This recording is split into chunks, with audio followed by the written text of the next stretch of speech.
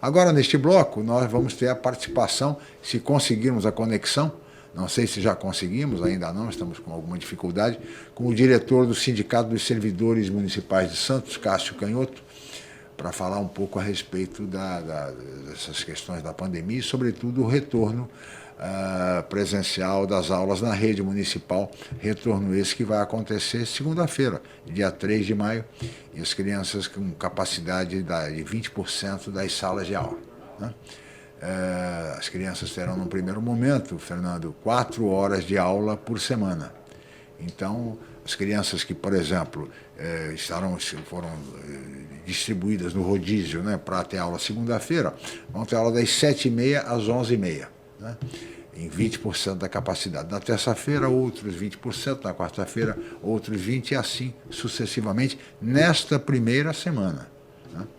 Agora, depois, a partir da segunda semana, então aí a Secretaria de Educação deverá definir se vamos continuar com os 20% da capacidade, ou quem sabe um pouco mais, talvez até com 35%, se tudo correr bem, como o próprio prefeito Rogério Santos anunciou aqui no Manhã de Notícias, na última sexta-feira, falando exatamente que o retorno se daria com 35% da capacidade. Mas a Secretaria de Educação, acho que por uma questão de cautela, resolveu reduzir para 20%, pelo menos no início. Né, exatamente. Fernando? Inclusive, esse trecho da entrevista do prefeito causou um alvoroço, hein, entre professores, que esse anúncio aí de 35% que surpreendeu até muita gente da própria Secretaria de Educação. Né? Isso a gente sabe nos bastidores, que surpreendeu muita gente ficou surpresa, sabia que as aulas iam ser retomadas na próxima segunda-feira, mas obviamente não com índice de 35%. Então há uma perspectiva aí agora de 20%, ou seja, a criança vai uma vez por semana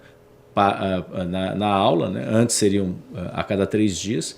E só lembrando, Chico, segunda-feira a secretária ela vai percorrer as escolas, né, e ela vai participar aqui do programa Jornal em Foque também, lá pelas 10 horas da manhã, 10h10, enfim, ela vai ter um tempinho curtinho. A gente agradece também a secretária para entrar e poder falar sobre a volta às aulas. Né? A secretária Cristina Barleta, secretária, né, de Educação do município de Santos, e vai falar sobre isso.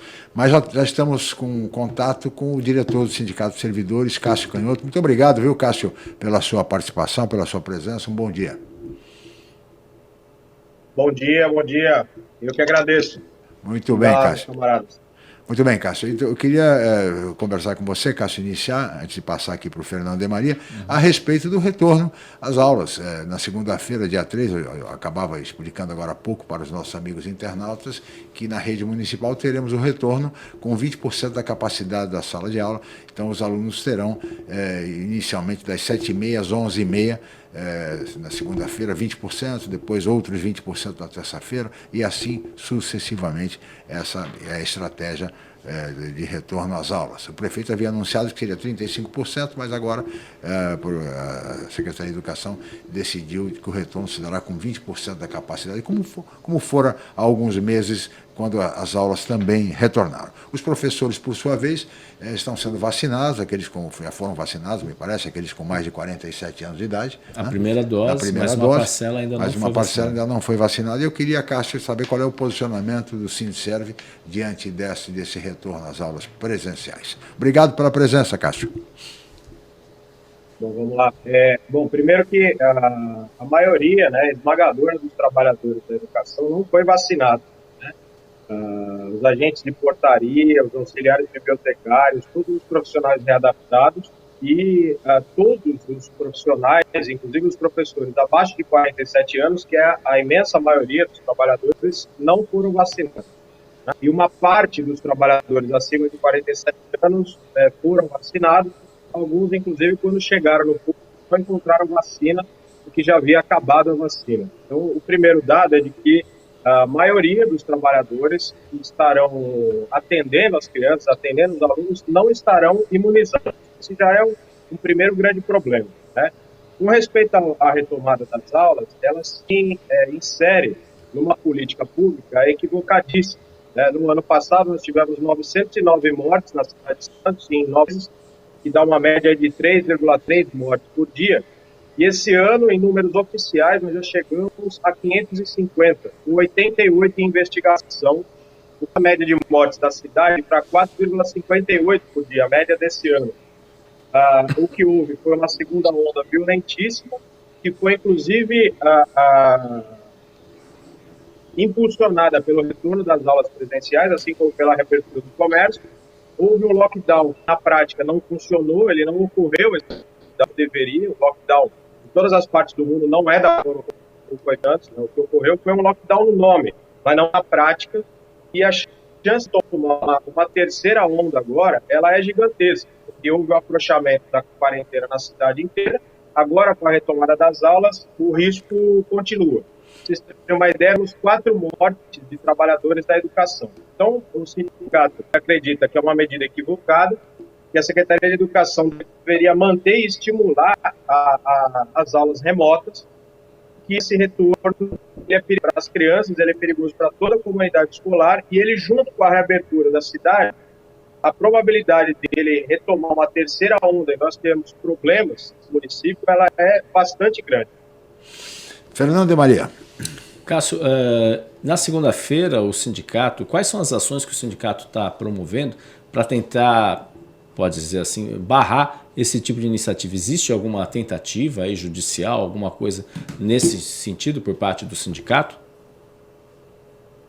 A tentativa judicial ela existe há bastante tempo, de vários Brasil, a maioria da instâncias judiciais, elas estão negando, colocando os trabalhadores, não só para diversos outros setores, sem qualquer dúvida para morrer durante a pandemia, mesmo sem vacina. Então, nós não temos nenhuma esperança na justiça.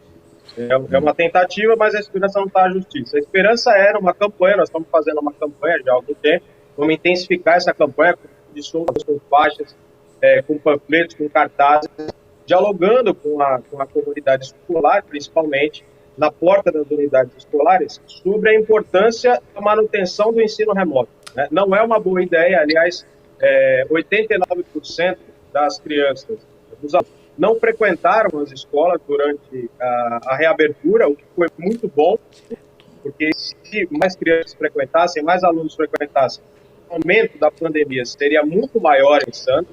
Então, 89% das famílias entenderam que era um risco mandar o seu filho para a escola e que o melhor era manter o ensino remoto.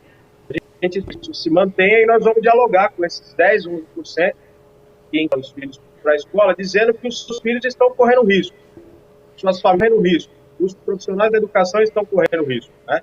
E a cidade inteira, como um todo, está desenvolvendo uma política pública equivocada. Nós não temos vacinação ainda suficiente para poder fazer a abertura econômica que está sendo proposta. Então, é uma campanha de conscientização e também manifestações e tal dos trabalhadores da educação nesse sentido, para dizer para a cidade, para a sociedade, que todos estão correndo risco de política global equivocada, não só de abertura das escolas, mas como de afrouxamento da quarentena como um todo. Vocês pretendem fazer algum tipo de ato público, alguma manifestação, além desse trabalho de conscientização que você se referiu aí na porta das escolas, Cássio? Sim, existe. Nós estamos planejando, sim, fazer manifestações, inclusive com trabalhadores de dias. Exemplo dos trabalhadores do Porto, que estiveram na Praça Mato, vocês viram a dificuldade daqueles trabalhadores que estão, desde o início da pandemia, já com condições de trabalho bastante difíceis e sem vacinação, né? E outros aí considerados essenciais, né? Somente foram vacinados, como, por exemplo, o setor de segurança. Os guardas municipais trabalharam o ano inteirinho, desse ano, sem vacinação. E são do essencial, por exemplo. Então, a cidade de Santos como um todo, principalmente a classe trabalhadora, ela está correndo risco. E o principal risco não está nem no local de trabalho, ele está no trânsito, né? De casa para o trabalho, no transporte público. E tudo mais.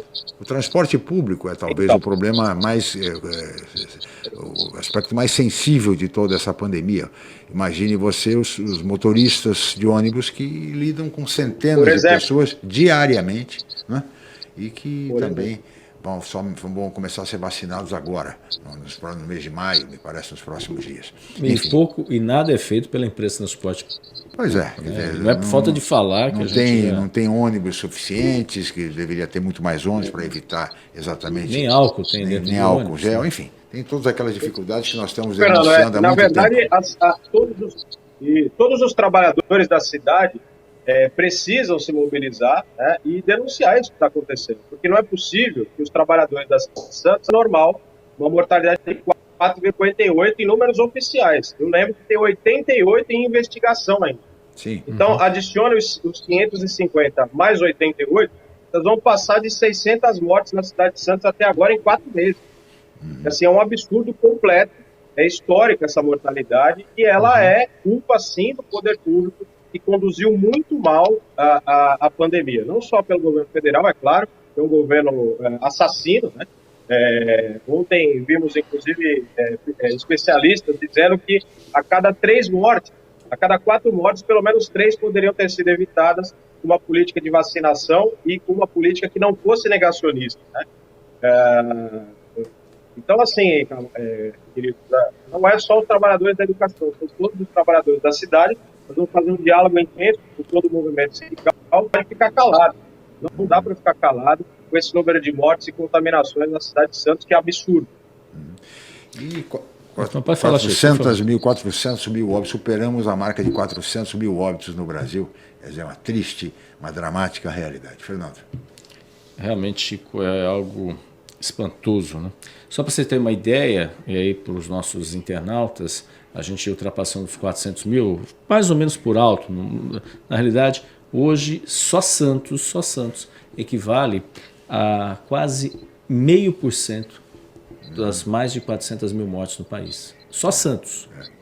Entendeu? Então, por alto, é claro, é 0,40 e alguma coisa, mas só a cidade de Santos, que em termos populacional é muito menor que esse em termos de mortes, por isso que nós somos a terceira cidade no país, proporcionalmente, segundo o levantamento da Abramet, atrás só de Manaus e o Rio de Janeiro. E Santos, logo na sequência, né? Enfim, é uma triste realidade.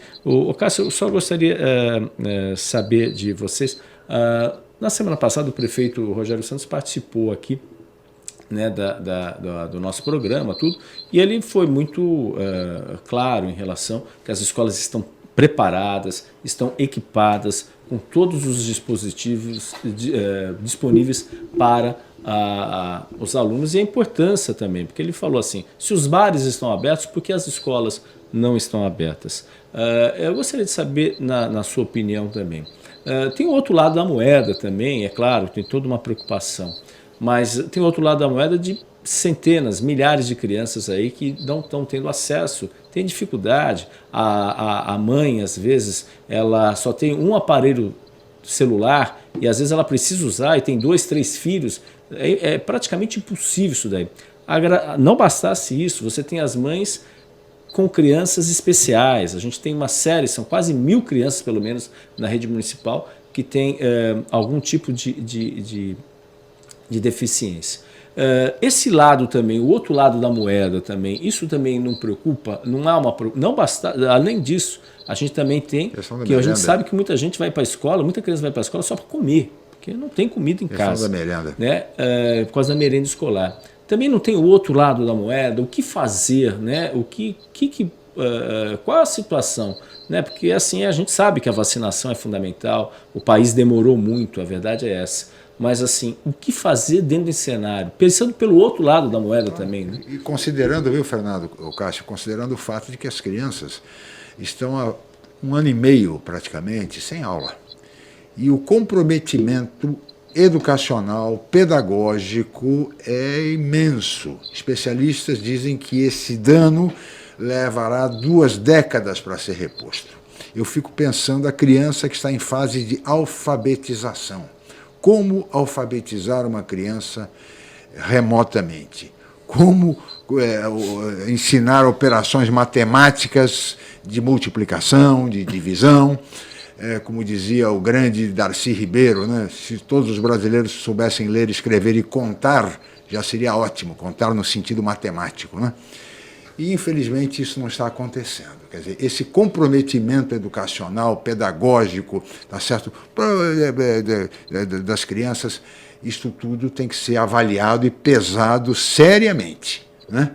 Todos nós sabemos que a vida é o bem mais importante de uma pessoa, que saúde é o maior patrimônio que nós temos, mas isso me parece que deveria estar também nas preocupações de um sindicato, enfim, atuante, combativo, como é o Sindicato dos Servidores.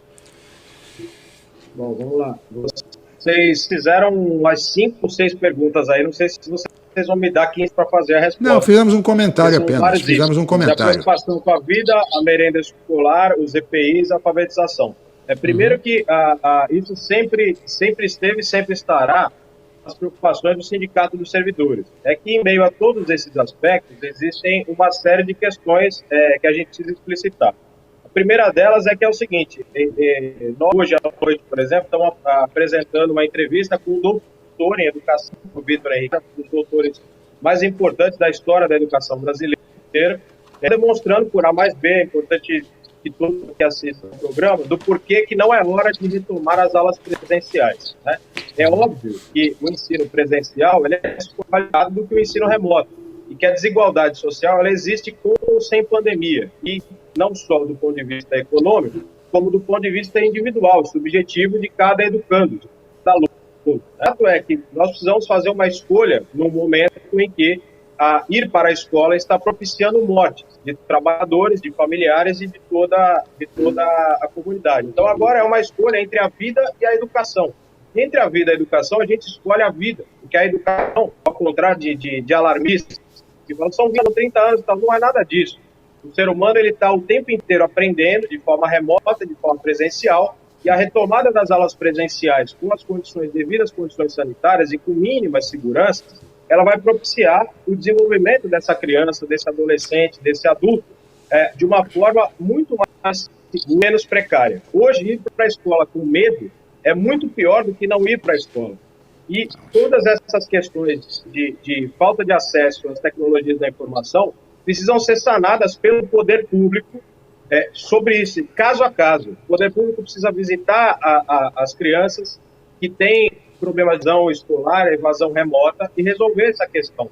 E esse debate nós nunca fizemos, só que o governo não houve um debate específico sobre questões específicas a partir de determinadas comunidades escolares. A questão da merenda, ela também é uma falácia, né? Porque o ensino presencial ele não é diário, né? E a merenda que foi oferecida era uma merenda seca de péssima qualidade, né? Então, o que o poder público precisa fazer é fornecer escolar de qualidade, com cestas básicas, com cartões de alimentações para essas famílias, para esse período emergencial. É um período emergencial, não é algo perene. Todo esse déficit do processo de ensino-aprendizagem, ele pode sim estar retomado assim que as aulas de forma remota forem retomadas, né? Então, a preocupação ela existe, ela é uma falácia, essa história, e eu sei que não é de vocês, isso é falado, inclusive é repetido pela secretária de Educação. Os EPIs já comprovaram assim, em todos os setores, eles não garantem segurança. São 4 trabalhadores da educação que morreram em pouco tempo, e é óbvio que alfabetizar realmente, desenvolver remotamente, não é a mesma coisa, mas é o que tem para agora, porque o outro lado da moeda mortes e contaminações. Então, a gente tem que fazer uma escolha. Então, até os locais de moradia das crianças que estão com evasão escolar ou evasão remota, o poder público tem que fazer sim, e se aproximar dessa criança, né? E o sindicato não tem nada contra, inclusive, estão para fazer o debate. Agora, abrir as aulas da forma como está sendo aberta, né? Chamando as crianças para dentro da escola, quando deveriam estar dizendo, olha, em último caso, para vir para a escola, porque o melhor nesse momento é ficar em casa para preservar vidas, o melhor não é abrir bares, o melhor, ou seja, a reorganização da economia ela está equivocada. E como dizem que, mas vejam só, as escolas deveriam estar abertas. Bom, mas para a escola estar aberta, o bar tem que estar fechado, porque não dá para abrir tudo. E se o bar está aberto, a escola tem que estar fechada, porque se abrir tudo, nós vamos atingir níveis elevadíssimos de mortalidade, como estamos atingindo, né? Santos está conseguindo, com as aulas, com o retorno das aulas, né? Com tudo isso, vai ter recordes de mortalidade no Brasil e no mundo. Se é isso que nós queremos para a nossa cidade, parabéns para o prefeito Paulo Alexandre e parabéns para o Rogério Santos. Eles estão matando os santistas e vão matar mais. O Rogério Santos está batendo recorde de mortalidade e a coisa vai piorar. Não se trata de uma escolha entre a educação melhor ou a educação pior. Se trata de uma escolha entre uma educação possível e a vida. Então, não é fácil, é uma equação difícil, realmente, a gente compreende, mas não é dessa forma que está sendo encaminhado, que é a melhor forma. Educação deveria ser, não prioridade de governos, mas a razão de ser de governos, de todos. Em todos os níveis. Educação é a única saída, é a única alternativa capaz, viável e rápida para este país, como todos os demais países que cresceram e se desenvolveram fizeram. Investir em educação é um pacto federativo pela educação, é a única saída alternativa. Cássio, muito obrigado pela sua participação aqui, como diretor do Sindicato dos Servidores e seus esclarecimentos. Muito obrigado, viu? Muito obrigado, Fernando. Obrigado, Olá, querido. Eu que agradeço, Fernando e Chico. Muito bem, estamos chegando ao final desta edição do Manhã de Notícias Jornal em Foque.